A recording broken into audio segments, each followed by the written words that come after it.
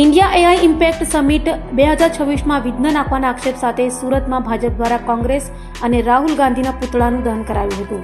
દિલ્હીમાં India AI impact summit 2026નું આયોજન કરાયું છે. જો કે આ સમિટમાં વિઘ્ન નાખવાના આક્ષેપ સાથે ભારતીય જનતા પાર્ટી દ્વારા કોંગ્રેસ અને રાહુલ ગાંધી પર આક્ષેપો કરાયા હતા અને ભારતની વૈશ્વિક છબીને ખરડવાનો કોંગ્રેસ પ્રયાસ કરતી હોવાના આક્ષેપો કર્યા હતા.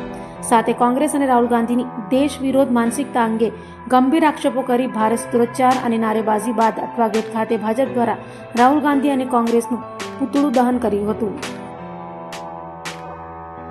ભારત માતા કી જય. હું શૈલેષ જરીવાલા, સુરત શહેર ભારતીય જનતા પાર્ટી કોષાધ્યક્ષ. આજે વિરોધ પ્રદર્શન છે એ જન આક્રોશ છે, જે દેશની છબી કોંગ્રેસ દ્વારા એઆઈ સમિટમાં દુનિયાની સામે ખરડાવવા માટેની જે કરવામાં આવી છે તે પ્રત્યે આજે આ વિરોધ પ્રદર્શન છે અને રાહુલ ગાંધીના પુતળાનું દહન કરવામાં આવ્યું છે. કારણ કે જ્યારે પણ ભાજપનો વિરોધ કરતા કોંગ્રેસ આજે દેશના વિરોધ પર ઉતરી આવી છે. રાહુલ ગાંધી જ્યારે પણ કેટલી વાર વિદેશ પ્રવાસ ગયા છે ત્યારે પણ ત્યાં દેશનું અપમાન જ કર્યું છે અને ગઈકાલનું જે અપમાન એ નિંદનીય છે અને અસહનીય છે.